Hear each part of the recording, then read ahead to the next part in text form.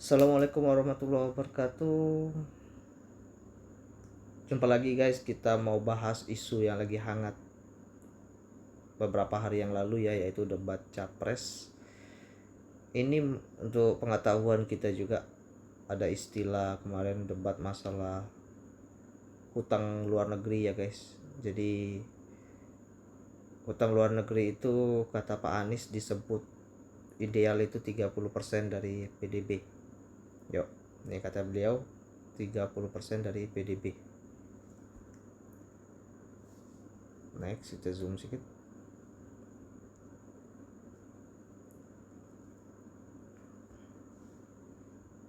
Ini di berita dari CNBC.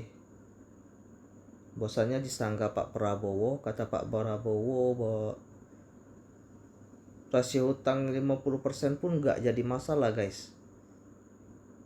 Ya, 50% pun nggak jadi masalah.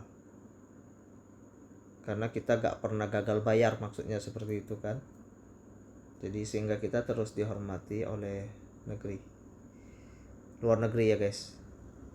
Sampai Pak Prabowo bilang agak marah dia guys, sindir-sindiran juga. Nih kata dia seperti ini guys. Saya kira Pak Anies perlu belajar ekonomi lagi. Jadi kalau bilang ideal itu 30% itu dasarnya apa gitu. Ya kan? Bahkan negara-negara yang punya sumber daya alam luar biasa aja masih di bawah kita, katanya, kata Pak Prabowo ya. Jadi Pak Anies mengatakan 30% ideal itu dasarnya apa? Ditanyakan sama Pak Prabowo. Oke.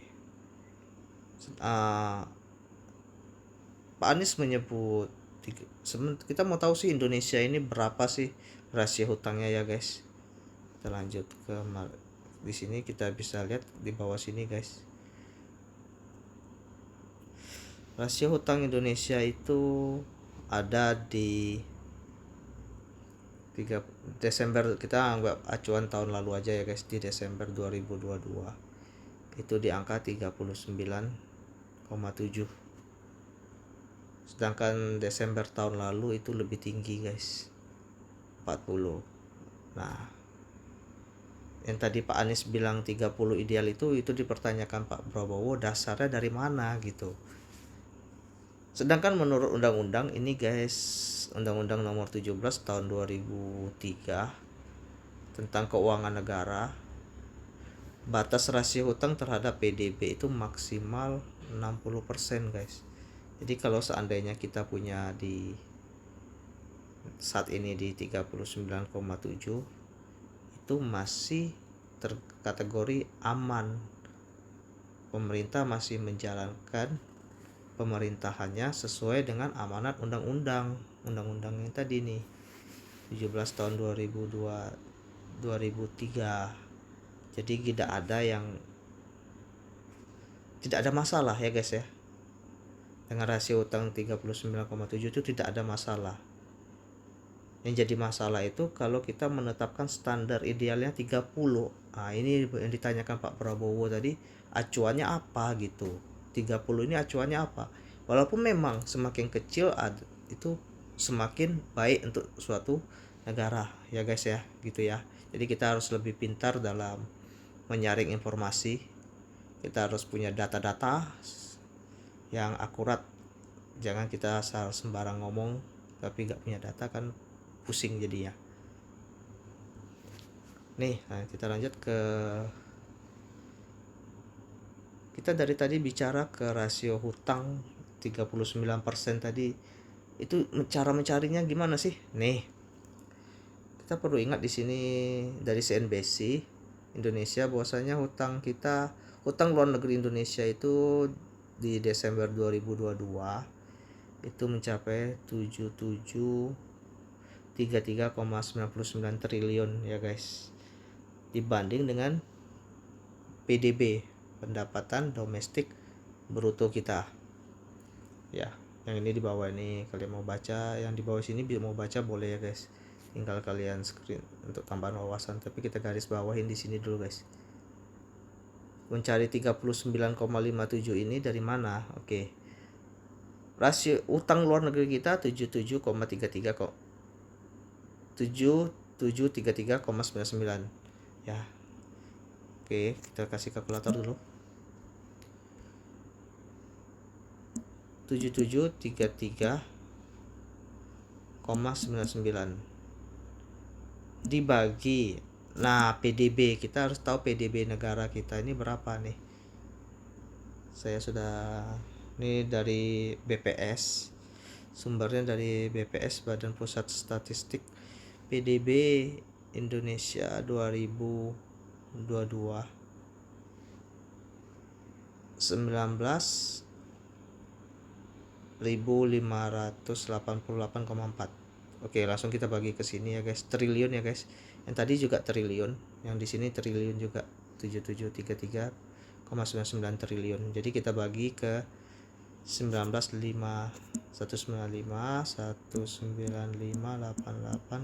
berapa tadi? 4 ya. 4. Oke, langsung kita kali 100. Kita lagi kali 100 ya, jumpa ya guys, 39,48. Oke, 39,48 tadi berapa? 39,57 ya, lebih kurang ya guys, seperti itu ya. Jadi rumus mencarinya berapa hutang luar negeri kita dibagi dengan PDB. Jadi jumpa di hasilnya 39%. Paham ya? Dari sini paham ya guys? Oke, next. Bener gak kata Pak Prabowo bahwasanya hutang luar negeri kita masih kategori aman dibandingkan negara-negara, bahkan negara-negara superpower masih di atas kita hutang luar negerinya? Oke, baik. Ini dilansir dari IMF, proyeksi Oktober 2023 ya guys. Ini negara di G20, kalian bisa browsing sendiri G20 ini negaranya apa saja. Pemerintah Indonesia hutangnya terendah guys, ketiga. Nah, bagus ya guys. Sementara di sini ada negara superpower seperti kita lihat Jepang, itu rasio hutangnya 255,2%. Ini sudah di atas dari penghasilan negaranya guys, penghasilan ekonomi negaranya. Jadi ini sangat tidak sehat. Amerika pun demikian ya guys, hutangnya sangat banyak sekali guys. Cina sudah masih lumayan, 83 ya guys. India yang paling sedikit hutangnya Rusia dan Saudi Arabia guys. Bahkan negara sekelas Rusia dan Saudi Arabia aja masih punya hutang. Seandainya kita simulasi kata Pak Anies, idealnya itu 30 ya guys. 30 dari sini, berarti kan dari sini kita ubah jadi 30. Oke, 30 ya. 30 tetap dia tidak bisa naik peringkat guys. Indonesia tidak bisa naik peringkat 2, tak bisa juga naik peringkat 1. Jadi kondisi sekarang ini sudah sangat baik ya guys, dipertahankan aja lah. Kalau bisa diturunkan kan memang lebih bagus, tetapi untuk mengatakan 30% itu ideal, kita memang perlu acuannya dari mana gitu kan. Pokoknya Indonesia patut kita syukurin ya guys, rasio hutang kita masih sangat sehat sebagaimana yang disampaikan oleh Pak Prabowo ya. Kita masih lebih unggul dari beberapa negara superpower lain. Oke, lanjut. Dari tadi kita bahas mengenai PDB. Mungkin teman-teman yang banyak juga yang nggak tahu apa itu PDB. Singkat cerita, PDB itu gini guys. PDB adalah jumlah nilai tambah yang dihasilkan Nah, inilah kita singkatkan dari sini aja guys, teman-teman bisa baca dari sini lebih jelas. Merupakan jumlah nilai barang jasa akhir yang dihasilkan oleh seluruh unit produksi. PDB ini itu biasanya nilainya dihitung dalam kurun waktu 1 tahun ya guys. Mungkin yang bagi yang nggak tahu PDB itu istilah lainnya juga boleh kalian bisa kategorikan GDP, Gross Domestic Product, atau produk domestik bruto, sama. Nih, jadi manfaatnya apa sih kita mengetahui PDB? PDB itu salah satunya sebagai tolak ukur laju ekonomi suatu negara. Sebagai juga perbandingan untuk negara satu dengan negara lain, kemajuan ekonominya. Sebagai langkah juga bagi pemerintah menentukan kebijakan. Ya guys, mengetahui juga kualitas hidup suatu masyarakat. Struktur ekonomi suatu negara bisa juga ketahuan. Ya, seperti itu ya manfaat PDB itu, seperti penilaian lah guys. Mungkin ya anak ujian kan harus ada penilaian supaya tahu sejauh mana proses penyerapan ilmu dari gurunya, berapa persen gitu kan, perlu ada ujian. Ini seperti ujiannya gitu, nilainya gitu guys. Oke, kita dari tadi kita bicara mengenai hutang negara ya guys. Kita balik lagi, manfaat kita tahu ini nih apa nih guys, rasio hutang nih manfaatnya apa, yang itu untuk terutama untuk kita maupun keluarga kita. Kalau mau berhutang itu berapa sih maksimal hutang yang boleh kita ajukan gitu, misalnya ajukan ke perusahaan, entah ke kooperasi maupun ke perbankan, itu berapa maksimal hutang yang boleh kita ajukan. Kalau tadi pemerintah tetapkan di undang-undang itu untuk negara itu 60% ya guys. Sedangkan kalau untuk kita pribadi sebaiknya berapa bang gitu kan. Jadi kalian hutang nggak banyak-banyak sampai besar, istilah besar pasak daripada tiang dalam hidup kita, ya kacau ya guys. Oke lanjut. Setidaknya kalian perlu tahu ada 3 hal dalam menentukan mengambil hutang, itu ada 3 hal yang perlu kita perhatikan. Yuk kita lanjut next. Kadang kita kan suka, kok hutang kita nggak lunas-lunas, jangan-jangan hutang aset, kalau kita ada aset kita jual aset masih bisa nggak bayar hutangnya kan gitu, ataupun ragu-ragu bisa nggak bayar hutang dalam waktu dekat. Sehingga kalau kita nggak, ada kalanya orang untuk berhutang itu untuk kegiatan yang produktif, tapi kita nggak tahu atau ragu-ragu gitu guys, berapa sih maksimal yang kita boleh kita pinjam, berapa sih maksimal yang boleh kita ajukan, sehingga kita nggak jadi beban untuk kita ya guys. Di sini kita cerita hutang yang sifatnya produktif. Hutang itu kita belikan, kita putar untuk kegiatan yang menghasilkan lagi guys, bukan kegiatan konsumtif. Ingat itu. Kalau kalian mau berhutang, manfaatkanlah hutang itu untuk kegiatan produktif, jangan konsumtif. Konsumtif itu yang sifatnya habis tak bernilai ya guys, seperti kita bilang kan tuh gaya hidup ya guys, itu nggak ada manfaat sama sekali. Tapi kalau untuk pelatihan skill, untuk berusaha bisnis, itu masih kategori produktif.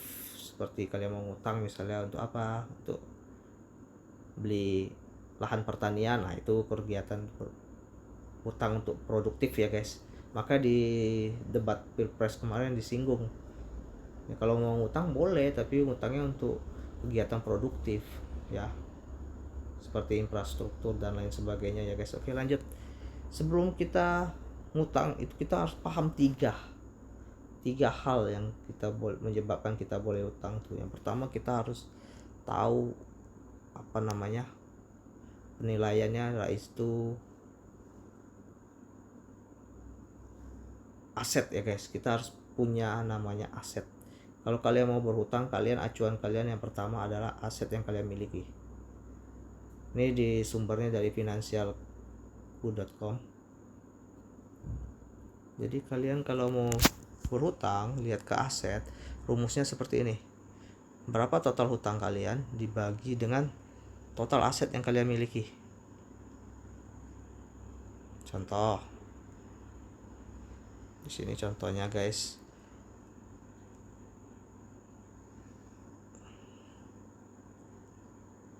Maaf, bentar ya.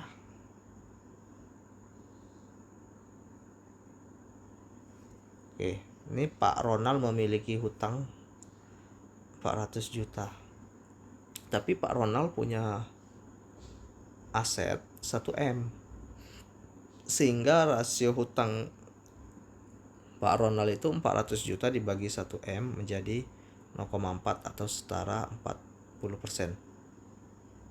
Ini sehat atau tidak? Yuk kita lihat sama-sama yuk.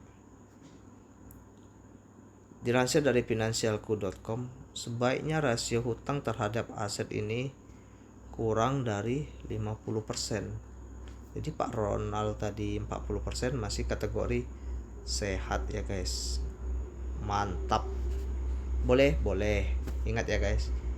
Acuan pertama kalian harus lihat berapa aset yang kalian miliki. Aset ini apa ya, seperti kalian mungkin ada rumah atau ada kebun, untuk misalnya mau nambah kebun lagi nih, tapi kalian dengan jaminan kebun boleh. Nah itu namanya aset. Aset itu segala sesuatu yang nilainya gak turun ya guys, nilainya setiap tahun bakal bertambah, itu namanya aset. Ingat, seperti rumah ya, seperti itu juga guys. Lanjut, kalau kalian yang pertama kalian pandang aset, yang kedua kalian boleh melihat kepada kemampuan kalian melunasi hutang. Dalam konteks ini kita bisa bilangkan penghasilan yang kalian miliki ya guys. Kalian boleh ngutang kalau kalian bisa mengacu kepada penghasilan yang kalian miliki. Rumusnya seperti ini. Total pembayaran pinjaman kalian bagi dengan total pendapatan kalian atau gaji kalian. Contoh,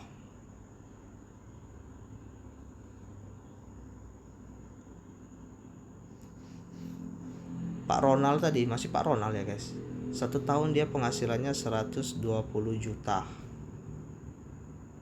Tapi dia punya hutang 1 tahunnya 36 juta.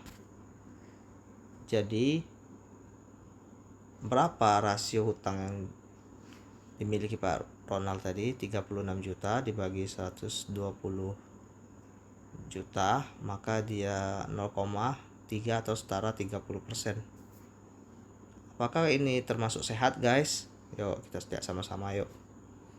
Dilansir dari finansialku.com juga, sebaiknya rasio pelunasan hutang ini tidak lebih dari 35%. Jadi Pak Ronald tadi 30% berarti masih sehat. Oke, boleh dia guys ngutang.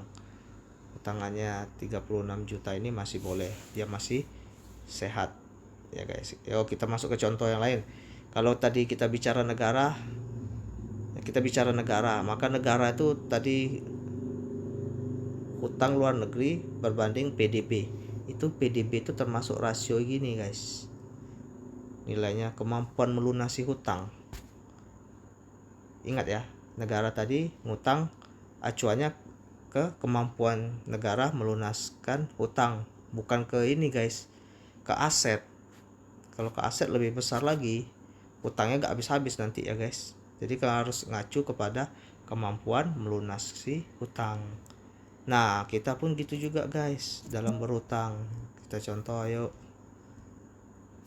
Misal kita simulasi nih, kita bilangkan si Andi itu gajinya 1 bulan 5 juta guys. 5 juta berarti dalam 1 tahun dia bisa mengumpulkan uang 60 juta. Kita anggap 50 juta ini bersih ya guys. Lebih bagus lagi penghasilan yang ini, penghasilan bersih yang bisa kalian tabung lah.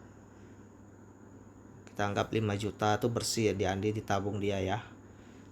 Jadi 1 tahun Andi bisa mengumpulkan uang 60 juta guys. Berapa Andi boleh ngutang? Nah kan pertanyaan begitu guys, berapa maksimal hutang yang boleh Andi miliki? Kalian harus ingat rumusnya tadi berapa? Kalau kalian bandingkan ke aset 50%, kalau kalian bandingkan ke pendapatan kalian itu tidak boleh lebih dari 35%. Ini guys, ingat guys. Tidak boleh lebih dari 50% kalau kalian ngacunya kepada pendapatan kalian. Oke, lanjut. Kita anggaplah di 35% ya. 35% dikali dengan 60 juta. Berarti maksimal hutang yang Andi boleh ajukan ke perbankan, ke koperasi maupun ke teman dan lain-lain ya guys, yang sehat itu adalah setahunnya 21 juta maksimal. Jadi kalau dibagikan ke gaji Andi, dibagikan dulu ke sebulannya berapa Andi angsur. Andi mengangsur tadi benar kan, 21 juta dibagi 12, satu bulannya Andi mengangsur 1.750.000, 1.750.000 ya guys. 150 dibagi 5 juta, 35%. 35% gitu guys. 35% maksimal 35% daripada penghasilan Andi itu boleh dia ngutang. Jangan lebih. Kalau lebih itu tidak sehat ya guys. Tidak sehat. Contohnya misalnya seseorang itu KPR rumah. KPR rumahnya berapa guys? Kita bilangkan 1.500.000 lah kita bilang ya. 500. Oke. Ini orang KPR rumah setiap bulannya dia bayar 1.500.000. Sedangkan penghasilan bersih dia setelah dipotong-potong-potong gaji, setelah potong-potong makan dan lain-lain, dia bisa simpan 3 juta. 3 juta ya guys. Dikali 0,05 dikali 100.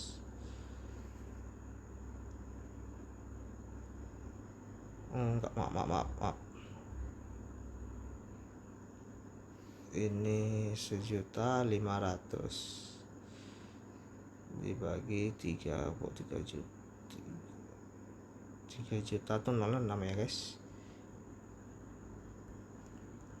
Oke. Dikali 100. Berarti kalau dia gaji orang itu dia bisa kumpul bersih 3 juta, sedangkan hutangnya 1.500.000 satu bulan untuk ngangsur KPR, itu rasio dia punya pelunasan hutang dia 50%. Sudah tidak sehat guys. Makanya sering kita lihat nggak cukup gajinya ya guys, kurang, habis gali lubang tutup lubang, gali lubang tutup lubang. Karena kenapa? Karena dia gak pakai rumus 35% guys. Besar pasak daripada tiang tuh. Kalau dia bisa kumpul 3 juta, kita bilang 3 juta ya guys, maaf 3 juta. Oke lanjut, kali 35%, 1.050.000 aja dia boleh untuk bayar utangnya guys. Jangan lebih. Kalau lebih kalian sudah gak sehat. Ingat ya guys, rumusnya kalau tadi aset 50, kalau dari pendapatan kalian itu hanya boleh hutang kalian 35%. Ini rumus dari pakar ekonomi loh guys, bukan dari saya. Lanjut yang ketiga guys. Kalau kalian mau tinjau dari 3. Kemampuan pelunasan hutang tapi setelah dipotong KPR untuk orang-orang yang ada KPR ya guys. Contoh rumusnya seperti ini guys. Nih. Rasio pelunasan hutang non KPR adalah berapa besar pendapatan yang digunakan untuk membayar cicilan hutang di luar cicilan KPR. Nih. Rumusnya total pembayaran pinjaman kalian dikurangi dengan total KPR, total dibagi total pendapatan. Biar lebih ngerti kalian kasih contoh. Contohnya Pak Ronald guys, dia punya penghasilan 1 tahun. Naik dulu ya. Pak Ronald punya penghasilan 1 tahun 120 juta. Berarti gajinya sebulan 10 juta nih guys, besar sekali ya. Anggaplah seperti itu. Dia punya pinjaman 36 juta guys, tapi juga dia punya KPR 24 juta 1 tahun. Berapa rasio kemampuan pelunasan hutang non KPR? Nih. Rasio pelunasan hutang non KPR adalah 36 juta tadi, hutang dia tadi dikurang KPR dia berapa guys, dibagi dengan total penghasilan dia dalam 1 tahun. Jadi 0,1 atau setara 10%. Apakah masih sehat? Kita next, kita lihat terus. Sebaiknya ini nih guys, jumlah rasio pelunasan hutang non KPR ini tidak lebih dari 15% ya guys. Jadi Pak Ronald tadi 10% masih sehat gak? Masih boleh. Ingat tidak lebih dari 15%. Itu kalau yang punya KPR. Simpelnya di antara 3 ini, simpelnya gini guys. Yang pertama, kalau kalian mau ngutang dengan lihat berapa banyak sih aset yang saya miliki, itu hutang kalian boleh 50%. Kalau kalian mau mengacu kepada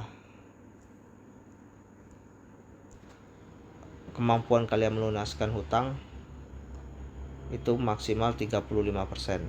Ingat ya guys, 35%. Tapi kalau kalian sudah ada KPR, hutang-hutang yang lain, itu kalian hanya boleh 15%. 15% guys. Kalau kalian punya KPR itu kenapa? KPR itu berat. Jadi dari 3 tadi saya simpulkan 1 lah guys. Kesimpulannya, kalian kalau mau ngutang boleh, nggak apa-apa. Tapi ingat, hutang kalian itu kalian harus perhatikan, kita ambil titik aman 25% ya tadi ya guys ya. Tadi kan 35% kalau kalian nilai daripada aset ya guys. Ingat ya, nilai daripada kalian nilai daripada kemampuan kalian melunaskan hutang itu 35% ya kan. Sedangkan kalau kalian sudah potong KPR, itu kalian tidak boleh lebih daripada 15% ini kan. Nih. Jadi kita ambil rumusnya seperti ini. 35 ditambah 15, 50 kalian bagi 2. Nih, maaf. Bagi 50 dibagi 2. 25%. Nah, ini guys rumus save-nya kalian di sini ya guys. Save sekali nih. Ini paling aman guys. Jadi kalau kalian punya gaji 5 juta, ini 5 juta. Setelah kalian kurangi dengan kebutuhan kalian, kita anggap kalian 1 bulan keluarnya 2 juta 250 lah. Berarti kalian masih ada uang bersih di tabungan kalian di akhir bulan itu saat gajian 2.750. 2.750 kalian kalikan dengan 25%. Oke. berarti kalian sehat, paling sehat dan aman, supaya beban mental kalian pun nggak berat, psikologi kalian sehat. Kalian hanya boleh berhutang dengan angsuran kalian 687.500. Jadi kalau kalian kalikan dalam 1 tahun 12 bulan ya, kalian hanya boleh ngutang 1 tahun itu 8 juta guys. Ingat rumusnya, rumus sehat kalian di sini ya guys. Nih, kalau kalian mengacu kepada aset itu 50%, kalau kalian mengacu kepada penghasilan bersih kalian itu hanya boleh 25%. Ingat, jangan pernah lebih. Kalau mengacu ke aset 50%, kalau mengacu kepada penghasilan bersih kalian 25% aja kalian hanya boleh berhutang. Untuk angsuran hutangnya hanya boleh 25%. Jangan lebih guys. Kalau lebih suatu saat kalian terjadi apa-apa, kena psikologi kalian, kena mental kalian ya guys. Ya seperti itulah ya guys. Jangan sampai besar pasak daripada tiang. Ingat rumusnya 50-25. 50-25. Kalau ngacu kepada aset 50, tapi kalian nggak mungkin jual aset kalian kan, terlalu besar. Kalian itu kan siap jual aset kalau kalian mengacu kepada aset.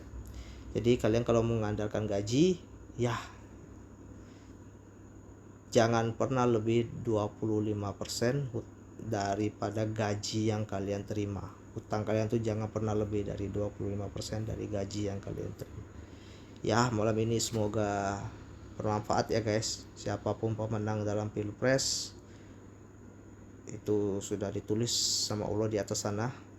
Kita hanya iringlah prosesinya dengan sebaik mungkin, dengan keilmuan yang kita miliki, dengan data yang kita miliki. Jangan mudah terprovokasi, jangan mudah menelan informasi bulat-bulat, selektiflah berpikir, karena dengan selektifnya kita turut membangun Indonesia yang lebih baik. Demikian demikian sharing malam hari ini.